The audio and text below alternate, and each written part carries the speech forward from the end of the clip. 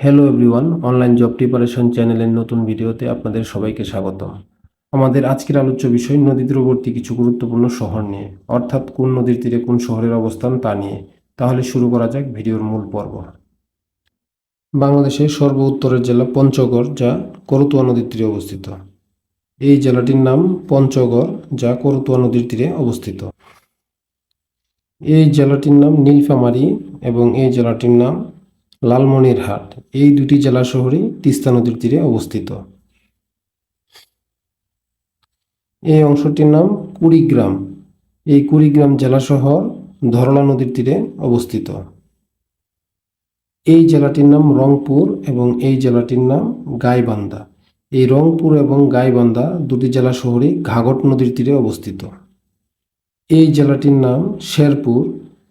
এই শেরপুর জেলা শহর কংস নদীর তীরে অবস্থিত। মানচিত্রের এই অংশ হলো জামালপুর, ময়মনসিংহ এবং কিশোরগঞ্জ। এই তিনটি জেলা শহরই ব্রহ্মপুত্র নদীর তীরে অবস্থিত।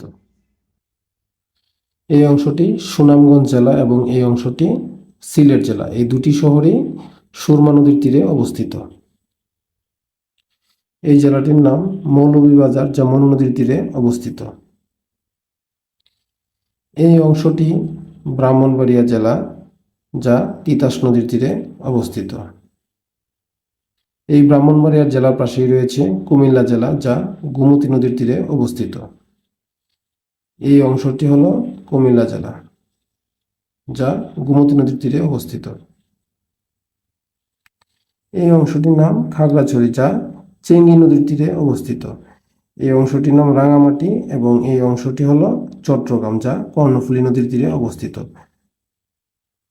এই অংশটির নাম বান্দরবন, যা সাঙ্গু নদীর তীরে অবস্থিত এবং এই অংশটি হলো কক্সবাজার, যা নাফ নদীর তীরে অবস্থিত। এই অংশটি হলো নোয়াখালী, যা মেঘনা ও ডাকাতিয়া নদীর তীরে অবস্থিত। এই অংশটির নাম পটুয়াখালী, যা পায়রা নদীর তীরে অবস্থিত। এই অংশটি হলো খুলনা, যা ভৈরব এবং রূপসা নদীর তীরে অবস্থিত। এই অংশটি হলো যশোর, যা কপোতাক্ষ নদীর তীরে অবস্থিত। মানচিত্রের এই অংশটি হলো নড়াইল, যা চিত্রা নদীর তীরে অবস্থিত এবং এই অংশটি হলো গোপালগঞ্জ, যা মধুমতি নদীর তীরে অবস্থিত। এই অংশটি হলো মাদারীপুর, যা আড়িয়াল খাঁ নদীর তীরে অবস্থিত এবং মাদারীপুরের পাশেই অবস্থিত শরীয়তপুর, যা কীর্তিনাশা নদীর তীরে অবস্থিত। অন্যদিকে এই অংশটি হলো বরিশাল, যা কীর্তনখোলা নদীর তীরে অবস্থিত। অন্যদিকে এই অংশটি হলো মুন্সিগঞ্জ, যা ধলেশ্বরী নদীর তীরে অবস্থিত। এই অংশটি হলো নারায়ণগঞ্জ, যা শীতলক্ষ্যা নদীর তীরে অবস্থিত এবং বাংলাদেশের রাজধানী ঢাকা, যা বুড়িগঙ্গা নদীর তীরে অবস্থিত। এই ঢাকার পার্শ্ববর্তী অঞ্চল হলো গাজীপুর, যা তুরাগ নদীর তীরে অবস্থিত। অন্যদিকে টাঙ্গাইল, যা যমুনা নদীর তীরে অবস্থিত। এই অংশটি হলো টাঙ্গাইল, যা যমুনা নদীর তীরে অবস্থিত।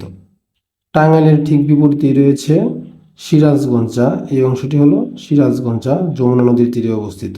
সিরাজগঞ্জের পাশেই রয়েছে পাবনা, যা ইছামতি নদীর তীরে অবস্থিত। বাংলাদেশের মানচিত্রের এই অংশটি হলো কুষ্টিয়া, যা গড়াই নদীর তীরে অবস্থিত। কুষ্টিয়ার পাশে হলো ঝিনাইদহ, যা ভৈরব নদীর তীরে অবস্থিত। এই অংশটি হলো ঝিনাইদহ, যা ভৈরব নদীর তীরে অবস্থিত। মানচিত্রের এই অংশটি হলো রাজশাহী, যা পদ্মা নদীর তীরে অবস্থিত এবং রাজশাহীর সাথেই রয়েছে চাঁপাইনবাবগঞ্জ, যা মহানন্দা নদীর তীরে অবস্থিত। অন্যদিকে সিরাজগঞ্জের পার্শ্ববর্তী জেলা হলো বগুড়া। এই অংশটি হলো বগুড়া, যা করতোয়া নদীর তীরে অবস্থিত। সর্ব উত্তরের জেলা পঞ্চগড়। এই অঞ্চলটি হলো পঞ্চগড় এবং পঞ্চগড়ের সাথেই রয়েছে ঠাকুরগাঁও, যা ট্যাঙ্গন নদীর তীরে অবস্থিত। এই ঠাকুরগাঁওয়ের সাথেই রয়েছে দিনাজপুর, যা পুনর্ভবা নদীর তীরে অবস্থিত। এই হলো আমাদের দেশের নদী তীরবর্তী কিছু গুরুত্বপূর্ণ জেলা শহর। আশা করি এই মানচিত্র অনুযায়ী পড়লে সহজেই মনে রাখা যাবে।